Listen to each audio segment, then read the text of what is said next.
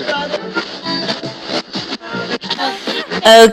hello. Welcome to the Katie Black Show. This is my Swiftie episode. And so today I have Swiftie number 7 with me. And today's guest is... Hi, I'm Elizabeth. My name is Elizabeth McCarty. I've been a friend of Katie's for a very long time. We've known each other for a long time. And when she asked me to do the podcast, I was really excited to do it. I've loved Taylor Swift for a long time, and here to talk about all the controversies and whatnot. But I'm really excited to be here. Yay! Thanks for coming on. Yeah, I know it's kind of trippy. Yeah, when that happened a little bit earlier too, where you have someone on the show that you've known for a long time, but it's just a different vibe, right? Different aura coming into this. Totally, for sure. But for those that don't know, I always ask my guests, where were you born / where did you grow up? So I am from Charlotte, born here. My dad's from here. So I've, lived here basically my entire life. I've moved here and there, but Charlotte's my home, and yeah. And real quick, in a nutshell, just for tonight, I don't know, what was it like growing up in Charlotte? Honestly, it was great. I loved growing up in Charlotte. I feel like there's such a great sense of community, especially in the neighborhood that I grew up in. And I know that I went to the same high school, and I just thought it was honestly just a really great experience growing up in Charlotte. And I wanted to leave so badly when I wanted to go to college, but all I wanted to do was come back when I left. So really a big sense of community. And I know it's a big city, but how close neighborhoods can be and all of that, where everybody kind of knows everybody still. So it's true. Or I always say the spider web of someone knows someone who knows someone who knows someone. Okay, very cool. Well, so getting into Taylor, is there a moment where you do you remember first hearing her music or seeing a music video of hers?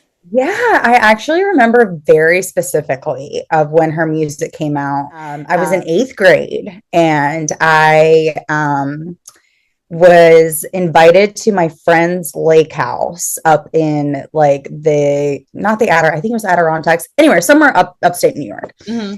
And it was a lake weekend, and that they have this beautiful little cabin and everything. And I remember that was the first time they played Teardrops on My Guitar, and her first ever album. We listened to it the entire time. I had no idea who she was. This is her first album and everything. I was never really into country music that much either, but I just remember that memory of just us going out on the boat and just all having a sleepover and just listening to that music. So that was really honestly the first time I heard her, and it kind of just evolved once she started releasing her albums in high school, which was shortly after that. Do you remember at one point did you you started to really become oh my god, her next album, do you remember was there a year or album where you're oh my goodness?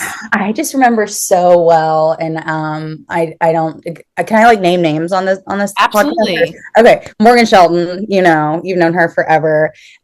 We love Taylor so much when after her first album Fearless came out, and I loved Fearless, and I'm pretty sure, don't get me wrong, I'm pretty sure it's Love Story on Fearless or Speak Now. I'm pretty sure it's on Love Stories on Fearless. And I just remember going to Morgan's house after school, and we would just put it on YouTube, on her family's Mac in the kitchen, and just sing it and belt it out. I had her CD in my car, and everything. So that album, I think, was really when I was okay, I really like her music. And then when Speak Now came out, that was really nostalgic, and just because I was so excited to actually get the CD, because I was know about her more. And yeah, and it was just, and that was just such a different time in her career, for sure. I mean, I can't speak for myself on her behalf, but yeah, and I just really enjoyed the poppiness of her music and everything. And I think everybody did. I think there was a lot of haters that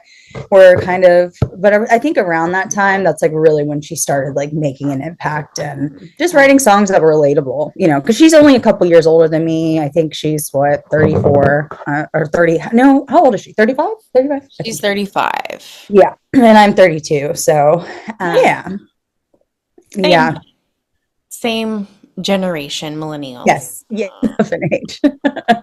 And so for those that are watching and listening, I'm having this just an FYI, and maybe you'll never know. Maybe I'll take this out, but if there's like a glitch, something's, yeah, I'm having bad internet still, which I'm like, not to get off topic, but like you really take good internet for granted. But Yeah. anyway, Well, it's been good so far. So yes, fingers yes. crossed. Okay, so what is your, and I've been asking all guests this, what is your review vibes of her most recent album, The Life of a Showgirl? So it, it's so interesting to me because I knew that it was going to get really mixed reviews, especially since this is such a different era of her life. You know, people are very used to, like, obviously you had her pop eras like 1989 and, and Red and all of those albums. And then she transitions into Folklore and Evermore, which are totally different. And she was in Love Them, but with a totally different person. Obviously, that her other albums, Tortured Poets Department, and all of that was about her breakup and during her tour and everything. And even though, like, we have to remember, Taylor Swift is one of those people where she is talented. She's very talented, but she's more of a story writer, right? How that makes an impact on the people who are listening to it.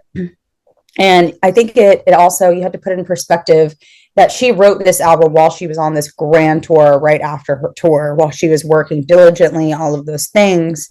And the album is very happy in itself. And although it might not be my favorite album from her, I do like, it's a sense of just, I feel like it's just fun. Like, it was fun for her to make.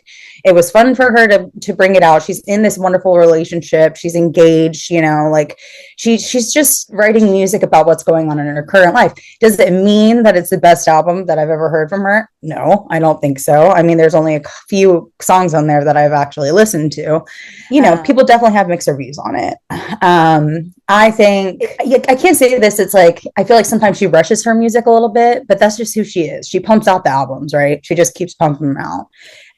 So all I know is that every like little girl that I've seen on TikTok or like anything, like they're still obsessed with the album and the poppiness. And like, the more I listen to it, like the more catchy it is and the more I identify with the lyrics. So I don't necessarily dislike it and I don't love it, but I don't think I think it's getting way more trash than it should be.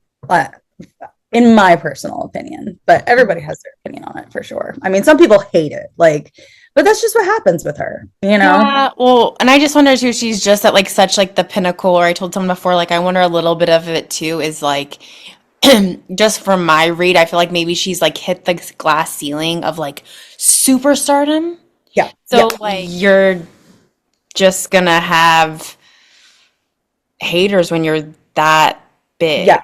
You're always going to have haters. And I think, what's actually really interesting is I actually was a hater at one point. Like, when she came out with Reputation, I was like, what is this girl doing? Like, trying to be a rapper, like I will totally admit that, but then like when it came out and I actually listened to it, I was like, okay, this is kind of a banger. Like, this is pretty good. And like the fact that she could get away with doing that, like Miley Cyrus did it and she pulled that off, but Taylor Swift, of all people, and then that's when she got a lot of hate and people started hating her and she kind of fell off for a while, and then when you reach this mega stardom, I mean, she's the biggest star in the whole world. Her Eras tour was absolutely insane. And just to see all the fans that she has, I know for a fact that all of those fans, you're not a true fan if you're not going to appreciate the art, even if you don't like it, right? Fair. So after the Eras tour, it's like she's allowed to write another album. Like, it's okay. And if you don't like it as much as the ones previously, but it's so funny to me because the ones that she did put out on her tour, everybody loved, like didn't really have a problem with it. So I'm like, is it because she's not on tour? Is it because she's with Travis Kelce and people are annoyed with that? Is it because Mother soon and all of those things, are people upset about that? But, yeah, she's always going to get hate. That's just how it goes. How it rolls, how the dice. Yeah. How the dice of fame goes. Was curious, do you think, and because I was like looking, I've been trying to like dive more into rumors and theories and all this stuff than I would normally. But like, do you believe in this theory that like she's a mastermind of like everything she does, that she plans out things years in advance and this and that? Yeah. Okay, sorry, you went out for a second, but I know. I love that people call it mastermind, which is funny because like that's part of one of her songs and everything.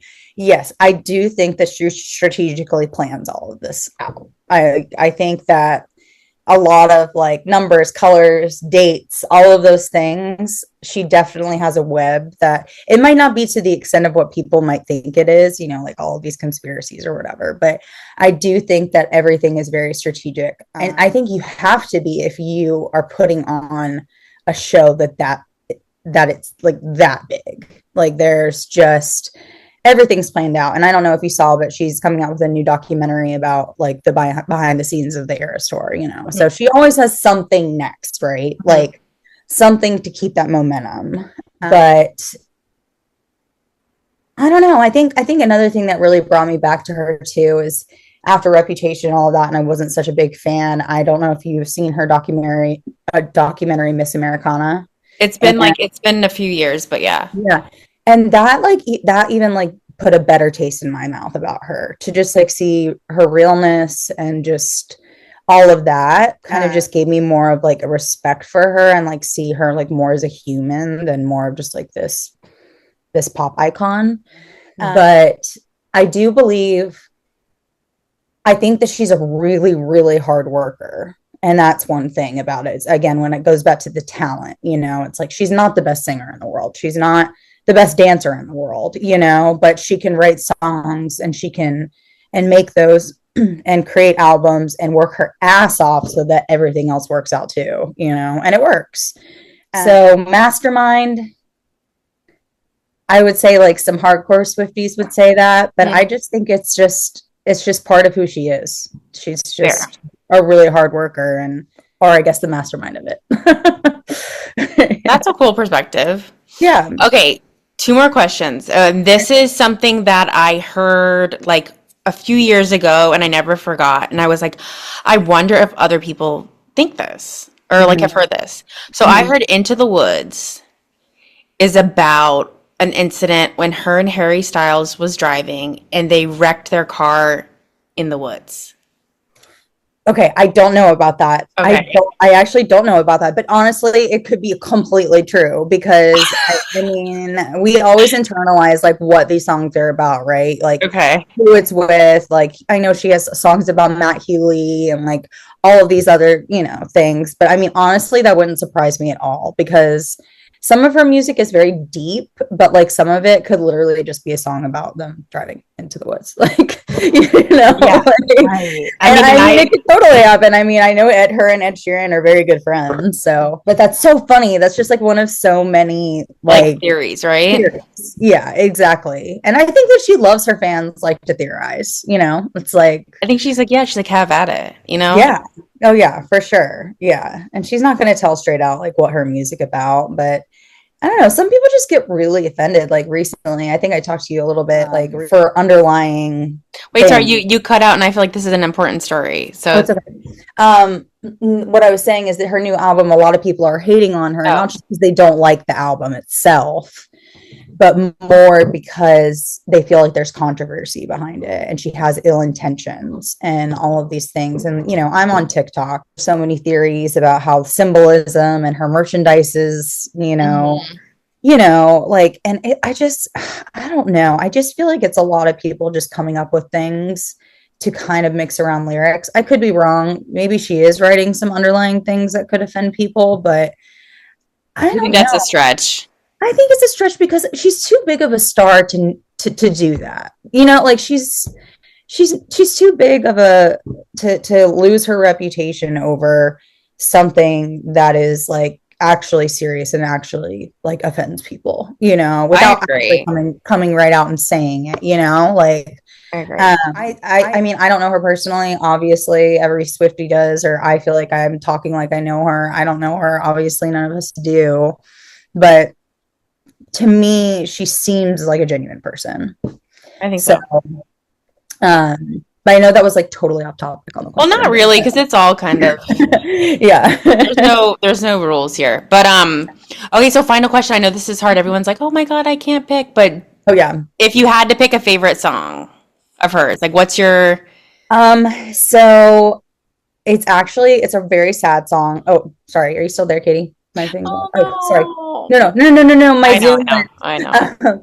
So this is like kind of what got me back into her. So she actually got me through like the biggest breakup of my life. And she started going on tour right when I broke up with this person. And she released albums from the vault from her 1979 album. 1989 album. And I know this is so depressing, but it's called You're Losing Me. And the lyrics were like so absolutely specific to what I was going through at that point. And I can't listen to that song without crying. But it's a very random song. But as far as like, it's just been my favorite song of hers just because it resonates with me so much. That's awesome. That's like amazing. Yeah. And it's like most people don't really know about it. Again, it's from the vault. So it's from her songs that she never released on the album first. So when she came out with like her version and everything, she re-released these albums. But that song, I mean, I like really actually like got me through my breakup. And then other songs, I like her, like I love Red. I love, pretty much anything on the Red album. I thought her Midnight's album was awesome. I think Karma's one of my favorite songs. Like, it's so hard to pick. It really is because there's so many songs. But I guess that one sticks out to me. That one sticks out to me personally. So I don't know if I would say it's my favorite song by her, but it's the one I most identified with and like actually brought me back into listening to her again.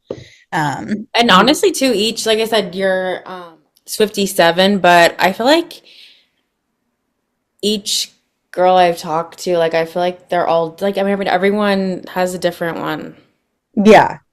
Well, I think her lyrics just she has so many songs with so many lyrics that can identify with anybody at their point in their life. And that's what's cool about her music is you can kind of go back to her previous albums and remember where you were in that time in your life. And every album that I do go back to, I remember exactly where I was in that moment in my life. Yeah, the Eras tour when it came out, unfortunately I couldn't see it. That was actually the tipping point for me breaking up with this person. And I was still, I have to admit something that's kind of funny, but I was still on his Amazon Prime account, and out of spite, I bought the Eras tour on his Amazon Prime account. It's amazing. But whatever. I just watched it like anytime I was feeling sad or anything. It's just I would watch it, and I'm so jealous of my friends who got to go. Like I have 2 other like really Swiftie friends, and they saw her here, I think in Chicago and then in London, and they said it was like one of the best experiences of their life. Yeah. So but yeah, so that's, even though it's one of her most depressing songs, I think it is one of her realest, and being able to identify with an artist is just what music is. Oh my God, I mean, yeah, that's the whole the name of the game, girl. But that's it. What'd you think? It was great. I'm like never on podcasts. I'm excited, Hopefully I gave you some good insight. I know. Yeah, no, this has been different. No, I love it. Very, very transparent. And yeah, I feel like all of these have given me different perspectives on her, honestly. Yeah. I think everybody has a different perspective on her, and what their opinion is of her and her music and everything. But I don't know, I'm just excited to see where her life goes in the future, and it's kind of fun watching from afar. I'm like, whatever, she's at a football game, get over it. Yeah, exactly. Thank you for so much, Elizabeth. Yeah, of course. I'm always here if you ever want to talk about something else. But yeah, it was really great. And again, thanks for having me on your show. You're coming. All right. Talk to you later.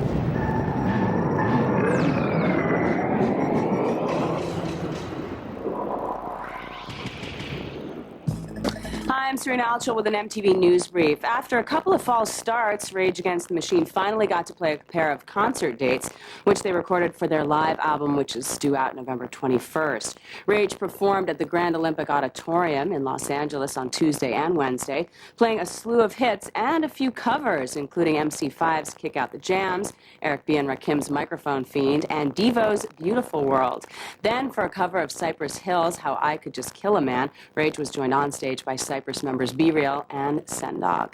That is the news for now. Stay tuned for more at 10 of the hour right here on MTV. Hello, welcome to the Katie Black Show. This is still my Taylor Swift Swiftie series. Today I have Swiftie number 8 with me, and you are Heather Sparling from Austin, Texas. Yay, Heather! It's so nice to connect. Nice to meet you. I know, ditto. I always say my interviews are fun when it's like when we've gone back and forth a little bit, right? Yes. More exciting. But before we get into the Swiftie of it all, real quick, where were you born and raised, and what was that like? I was born and raised in a very small town in rural Ohio. And looking back at it now, it was great because you know everybody, but also at the same time, growing up there, you know everybody, so everybody knows you and what you're doing. But it was a really great experience. Like, I have 2 kids now, and seeing them grow up in a bigger city with like a much bigger school, it was nice to be able to participate in all things and have a lot of friends, and it's just a very different vibe. I understand. Okay, so getting into Taylor, I've been asking my guests, do you have a specific core memory of when you first heard a song or a music video of hers? I don't, and I'm kind of like a late Taylor fan. So I definitely like 1989 and Reputation, and I loved those. And then I would say after that, I kind of fell off Taylor. And I only listened to her on the radio. Like, I hadn't, downloaded anything or bought albums. But then when she launched her Eras tour, it was more like I had FOMO that everybody was going to this tour, and I was like, I think I should know what this is about. And so I was talking to my husband, and my kids overheard, and I was like, should we go? She's coming back to the US. Like, I totally missed the first round of the US, and I was like, she's coming back, should we try to get tickets? And he was like, I don't want to go, but you can take the kids. And I was like, okay. And my son was like, yeah, I'll go. He's at the time was 11, and he's like, I'll go, I want to go. Also, FOMO, wasn't a Taylor Swift fan, and my daughter was like, yes, I'm in. She is would have been 10 at the time. And so I started researching and getting tickets, and I missed the lottery. So I'm like, you know what? But now we've invested, and I have my heart set on this. So of course I spent way too much money and bought tickets to the Indianapolis show, because when she was coming back to the US, she was only coming back to 3 cities, and I was like, I know my Midwest people, I can deal with my 2 kids in a Midwest show. I'm not sure I'm set up for a South Beach or a New Orleans vibe. And so I bought tickets, and I gave them to my kids for Christmas, and we had a whole year to wait. I gave them in December, and we weren't going until November 2nd. And so that's when my daughter and I were like, we're going to listen to every album, and we're going to listen to them in a row. And that's really when we became a Swiftie. We dedicated to listening to them, and then we put the show set list together, and we would listen to that. We knew all the songs, and I would say it really started from FOMO to becoming a Swiftie. And then we did, we made the bracelets, we did everything. And then randomly some New Orleans tickets fell on our lap the week before. So my daughter and I took them, and we ended up going to 2 shows back to back. And it was amazing. And I will say, that's my core memory, is really, sharing it with both kids, but my daughter more specifically, because I do think Taylor's a really good role model in that sense. She has a really great business acumen. You have to respect her for that. She treats the people, you hear all these things that, giving her semi-drivers, $1 million bonuses and all of that. And I think she does it the right way. And you always hear people saying how respectful she is. Sharing that with my daughter you know, we made like 150 friendship bracelets and then sharing those. So I would say that's my core memory, really. Whoa. So like so many questions. Well, between the Indianapolis show and the New Orleans show, was one better than the other? Were they completely different? Were they the same vibes? Really, like different vibes, but both great. New Orleans, definitely an experience. Definitely felt really safe there. Had Mardi Gras. We did all of the Mardi Gras vibe, right? We did all of those things. They had, and I saw it more in New Orleans, so I think this made it a little bit more special. I didn't see it in Indianapolis. Not that it didn't happen, but it wasn't as well marketed, if that was the instance. But there was a ton of like pop-ups at really cool, like a lot of like the boutiques and hotels would be like, oh, we have a Taylor Swift pop-up, come here and see this, or we're doing this for Taylor Swift. There's just a lot of other activities that you could enjoy while you were there. Indianapolis, I didn't see that as much, but it was still a great time. We had different seats, so we had a different aspect of the show. My daughter swears Taylor looked at her at the New Orleans or at the Indianapolis show, so that's all fun. Well, what is it like, since it sounds like you were almost like in school and like studied each album from beginning to end? Like, I'm obsessed with that. How do you think, like, how has her stuff evolved? Like, any thoughts on that? Yeah, you definitely, I mean, she writes from her experiences in her heart. So, like, you're definitely on that roller coaster with her. You're definitely along with the breakups and the heartaches. And I think I think it really resonates with a lot of women, right? Like, someone is saying, okay, this is how I'm feeling. Or also, she has the song The Man, right? Which is talking about how she gets overlooked. And if I was Leo, would you also treat me like this? And I think, music in general for me, though, I really feel like I pick songs that like mean something to me in that moment, or like I listen to it over and over because like I have felt that way, or I'm currently feeling that way.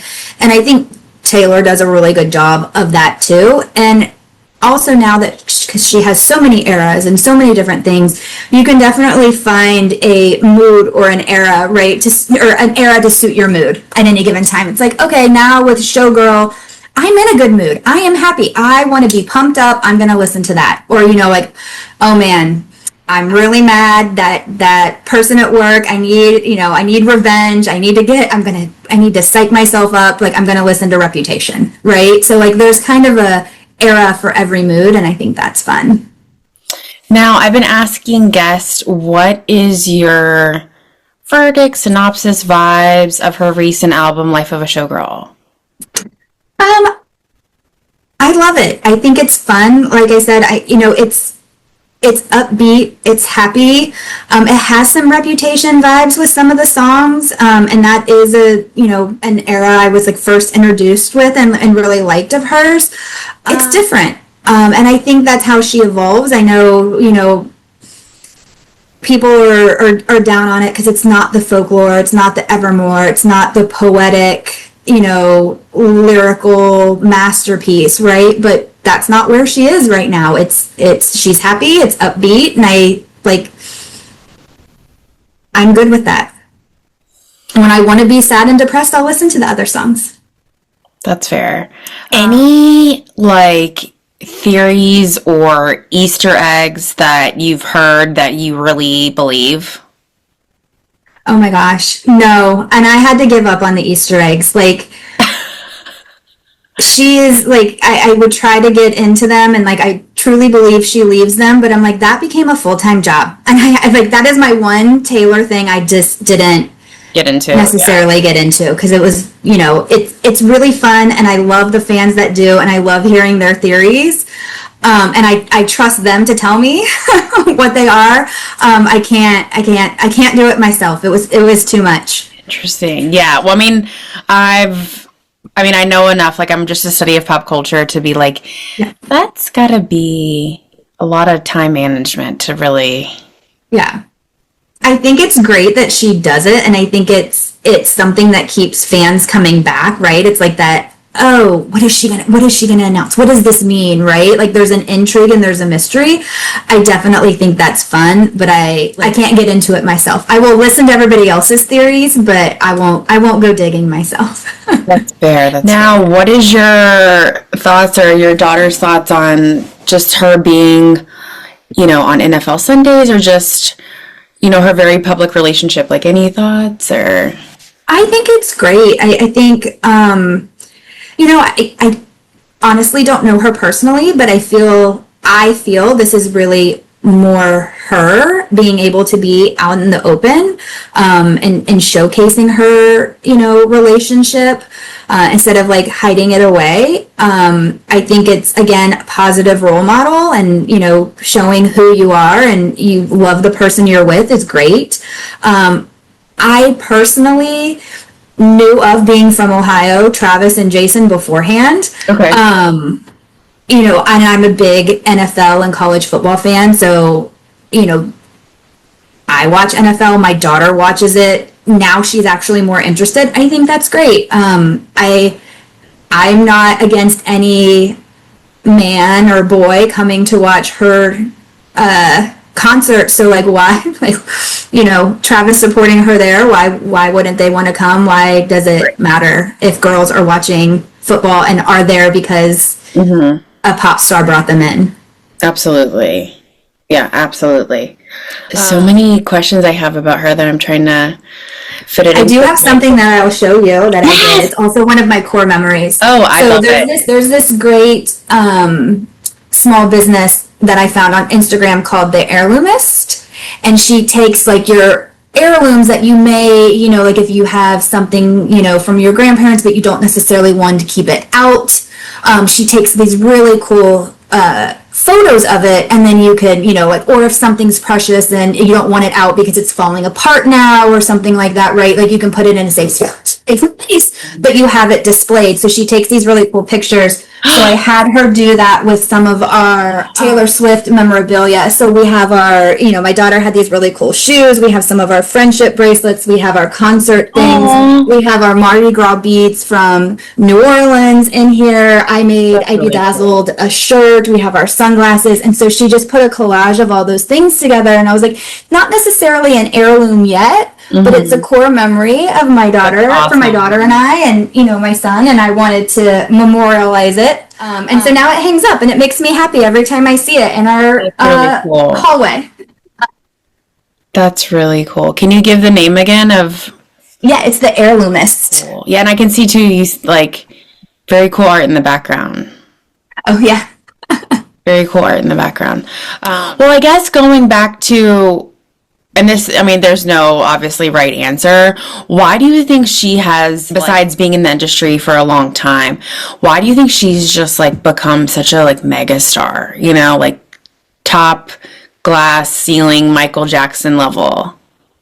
I think it's her business acumen. I think she really knows how to market herself. I think she, the whole thing with like her masters and all of that, like I just think she really is a very smart businesswoman.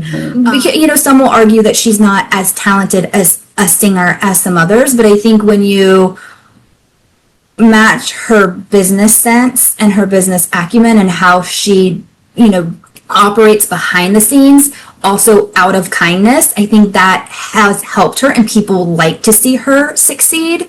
I think it's a bunch of different aspects, because I wouldn't say, I love her. I think she's a great writer. I do think her lyrics are amazing. Like, while she's not as, I would say, maybe talented as singer or vocally as some of the others, I do think she's a great writer. But I do think it's just her business acumen and how she treats people is probably what pushes her over some of the others. I agree. Okay, so here towards the end, I've been asking people, well, not people, Swifties, what their favorite song is, and I feel like that's too hard. So what is your favorite album of hers? I get asked that a lot. And it does kind of change based on my mood, right? Or maybe her last album, like Love, Life of a Showgirl, but I also loved TTPD because that was the latest. Also, again, like if I'm feeling sad and I want those ballads. I listen to folklore or midnights. It really changes with my mood. But I will say I'll probably go back to like 1989 or Reputation, just because it's like the first, my first introduction really with her. I didn't listen to her when I thought she was country, so I was like, I'm not a country fan. I'm not into that. But I think that's more of the like that takes me back. It's like the 1989 and the Reputation, and I do remember where I was like listening to those songs and very things like cool. that. And so I guess my last trippy question, and then I hope it doesn't come across negative, but like the eras, like since it was like obviously like broke so many records, and obviously like everyone had just like such an amazing experience, and I've heard like she played for like 3 hours over top and all of this stuff. Like, can she like outdo that? You don't think? Know. Yeah, I don't know. I think that's something to look forward to, right? I'm not sure she can. Maybe she doesn't need to. Right. That's kind of my vibe. Because you know, like I'm not going to enjoy the other stuff any less. That would just happen to be a really great moment in time that we got to live through, and you know, maybe she doesn't have to top herself. I don't know. Fair. And any last vibes of being a Swiftie or her music or anything you want to close out and say? Well, I was asked by our mutual friend Jen Brown today. She was like, hey, I just heard this on the radio. She's like, what's your answer? And it was like, if you had to choose between going to Taylor Swift's bachelorette party or wedding, what would you choose? Ooh. And I said wedding, hands down, because I think we have to experience the Kelce family, right? I have to get a Jason and a Travis and a Donna Kelce sighting.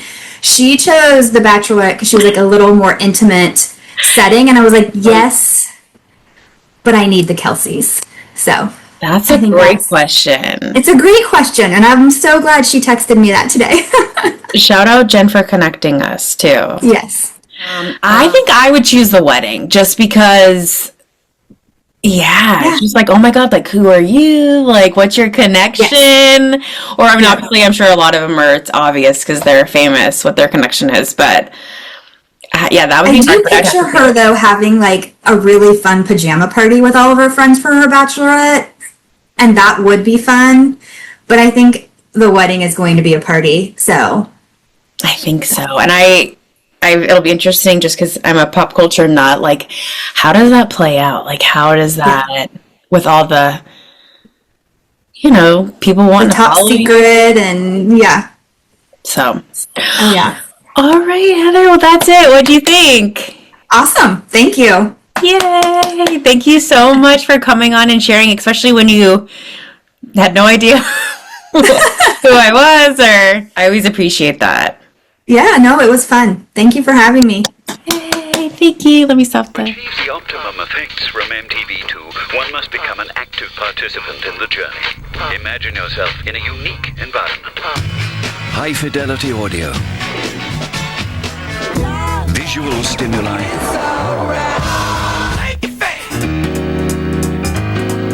And interactive elements.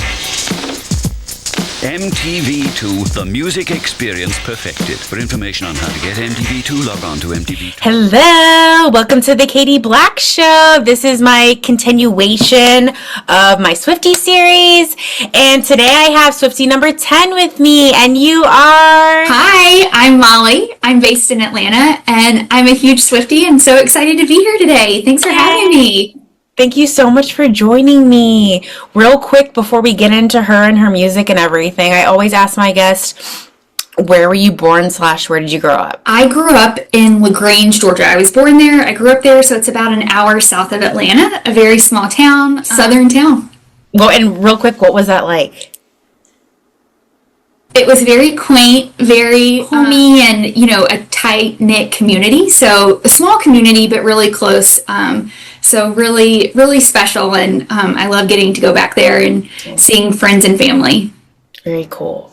Okay, so getting into Taylor, do you have a core memory when you heard her music or saw a music video, like initially? Definitely, yes. Actually, like thinking back to my high school days. So Taylor and I are around the same age, both 1989 girlies. So I've kind of like grown up with her. Like we've been in similar stages of life, which is so much fun.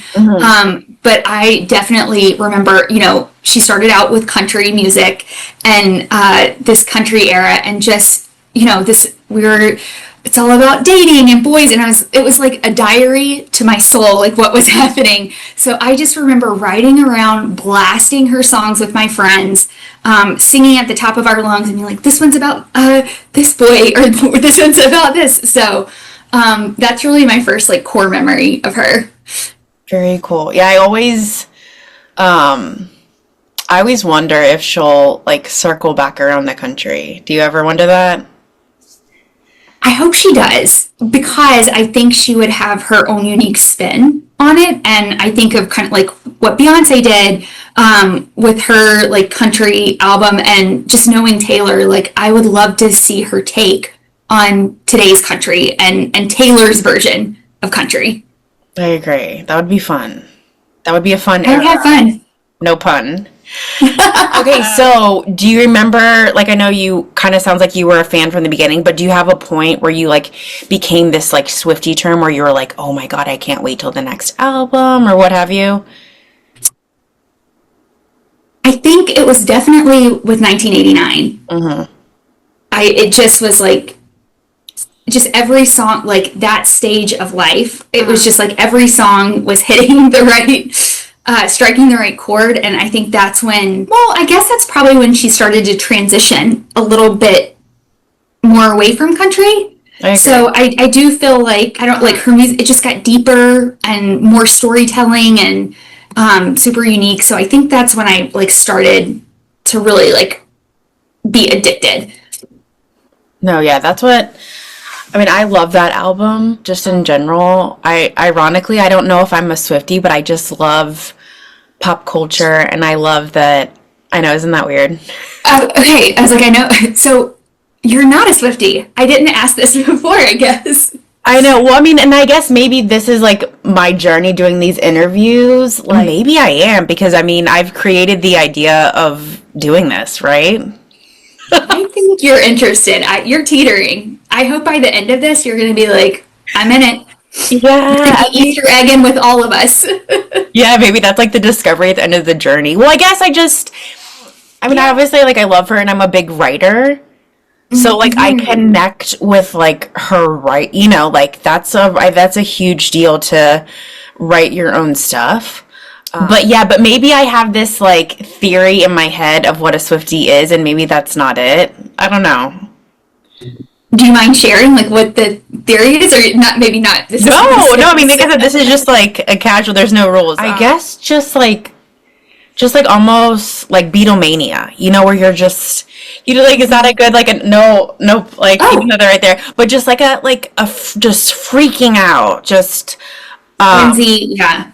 And maybe that's, like, unfair, right? Or... I mean, maybe it started that way, but with the Eras tour, so I did go and to one of the shows, and I will of course I followed it the whole time. I was very deep into TikTok with it, like just tracking and following, and it is such a community. Like, I wasn't around for the Beatles era. I don't know what that was like, but people were so kind, like, I mean, there was, like, something frenetic, like, but this energy, gosh, what's it called? There's an energy, like, when you feel, like, a collective emotion and you, like, cry at a concert or... I know what you're talking about. But I can't.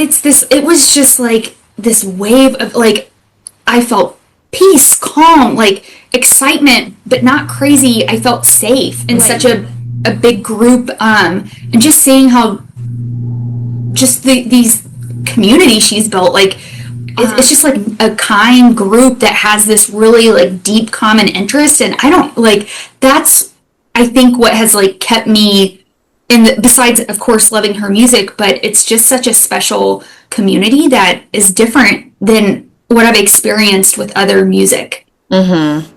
And I feel like that's kind of the interviews, like, that's the common theme, you know, is, like, community, you know, and no one's really said this term, but just like no mean girls, like just like very good vibes, right? Yeah. That's like, it just like everyone is being so nice and like supporting each other, like with this, or I don't know, and the kind of excitement, and like we're all looking for these like Easter eggs that she like sprinkles throughout her music and promotions. And I don't know, it's with this crazy world that we live in, it's just a great escape, but that's like a soft place to land. No, I agree. Going into the Eras Tour, which city did you go to? Did you go to Atlanta? I was in New Orleans. Oh, wow. Okay. With one of your other Swifties. Okay, the spiderweb connection. Cool. Yeah. So just like Kismet, and she reached out to me with an opportunity to go, like, just out of the timing could not have been better or like more needed. I was going through something difficult at the time that was unexpected, and so I was like, you know what, like I didn't even think. I was like, yes, like I will figure out how to make this happen, because I tried to get tickets with other friends and like throughout the time, and I was like, you know what, it's just not meant to be. I'm not gonna get to go, but I'll just be a part of it on the sidelines. And then these tickets, like it really was kismet. It was so much fun. That's awesome. Well, I mean, and also too, again, like me being obsessed with pop culture. I mean, I look at that tour, like, yeah, I didn't go, but I look at that tour like that is like music history. Like that was big. I mean, helping economies, that's how big it was, like, which is pretty amazing. So I know, I cannot believe she did this, and I'm really excited about her documentary coming out this week. Yes. About it, just to kind of follow along. So exciting week for us Swifties. No, for sure. Like December is all the things. It is. I'm a Sag too, so I'm like, I connect in that way. But and it's 12:13 on my clock as we're speaking, which we know. So I'm like, trippy. Oh, that's cool that you caught that. It. Okay, so a question I've been asking Swifties is, what is your verdict, your synopsis of her latest album, The Life of a Showgirl?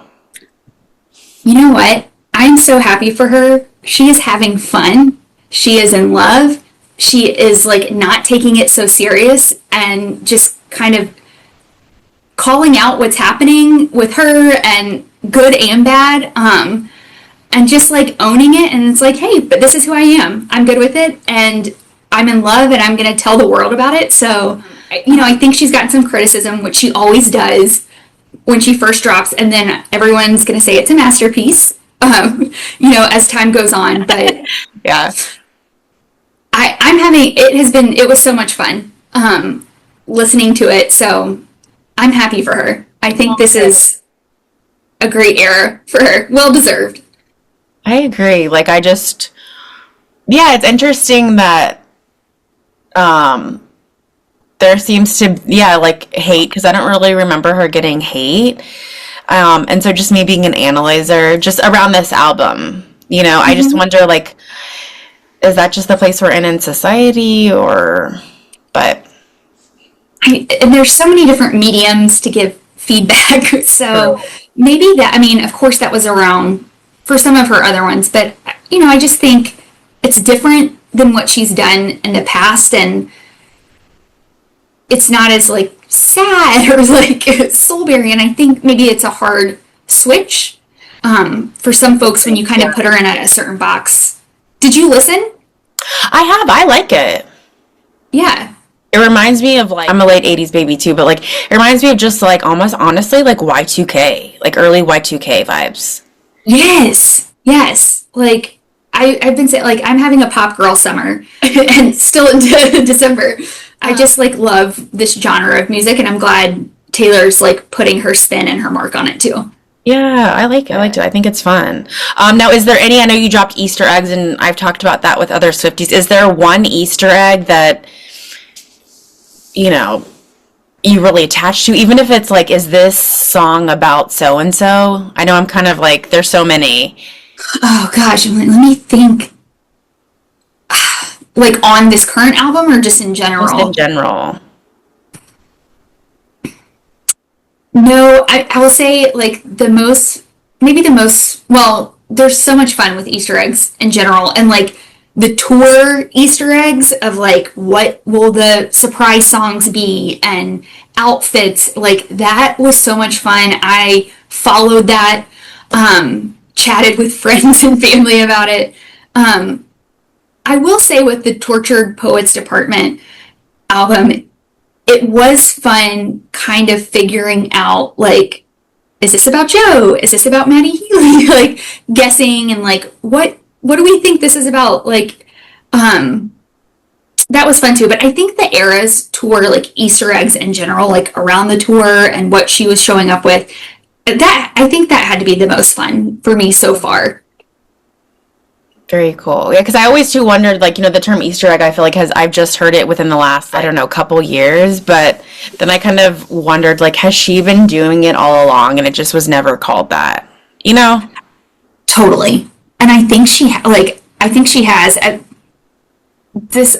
she's a mastermind, or she is a mastermind and making us believe that she's a mastermind. Like, when things happen, like when the dots actually get connected and it's shown, it's like, how did I miss that? Mm-hmm. Like, it is diabolical, but in a good way. In a good way, yeah. I mean, I think she's obviously super smart.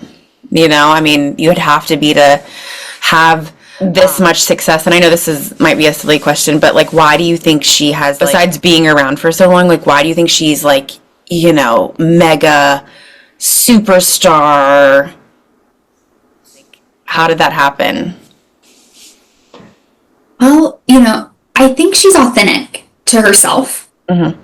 And I think that is probably, while she got some hate and like maybe it was a little cringy sometimes, I think she stayed true to that and is just like, this is what I love, this is what I like her writing her own music and really pushing that forward. Like, she is a beautiful writer, and I think like she is just able to connect, like, even her own life, these stories, like, you just find your own personal connection, mm-hmm. big or small, a season of life, an event, a moment, like, that you can relate to. And I think that's part of like why we all love and adore her so much, is it's just like throughout her eras, like, I can just kind of pinpoint my own eras. So it just feels like there's some sort of connection there.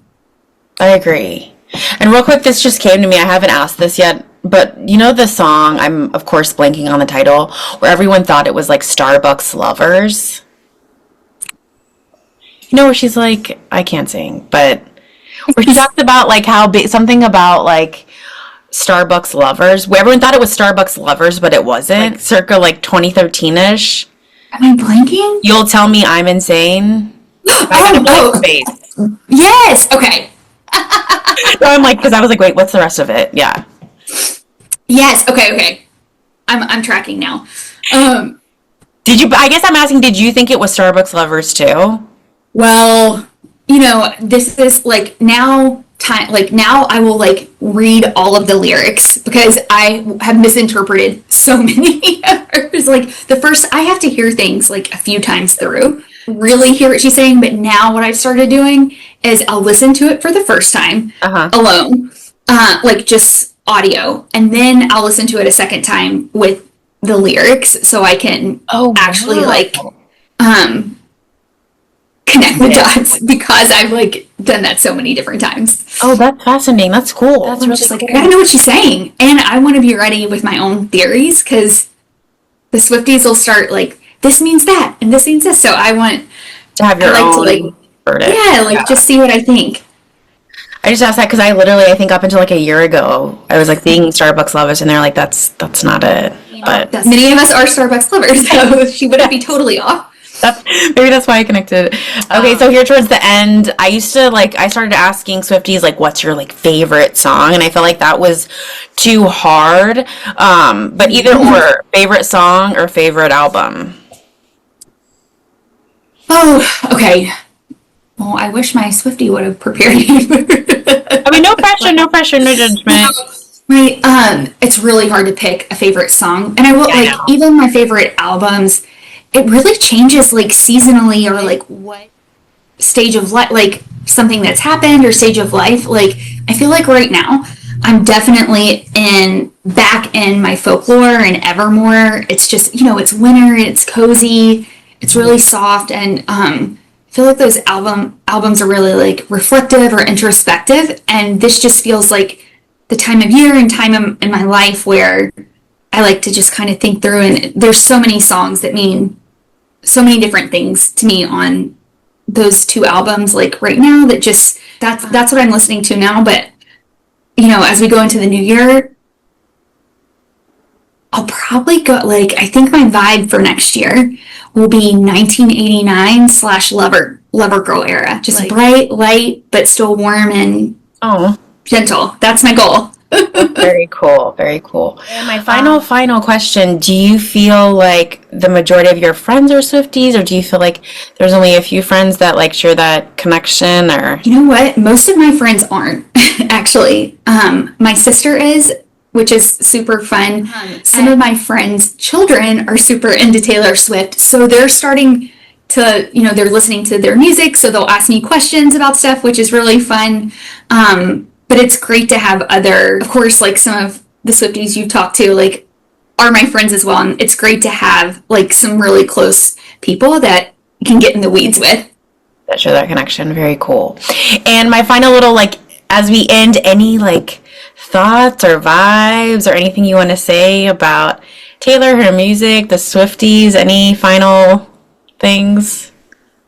No, I mean, I think we're just so lucky to have her, and we're going to get you over to this side, to the Swiftie side.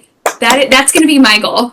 I love that. At the end of this project for you. I think so. Well, I mean, I feel like I'm like already half there, Just start getting, like, the more you get into it, especially because you like to write, like, just reading the lyrics, you might then like be interested to hear how that interprets into a song. Absolutely. That's a good note that I'll marinate with for a few days. All right, Molly, that's it. What'd you think? That was so much fun. I loved it. Yay. Thank you. Thanks for having me. Thank you so much for joining.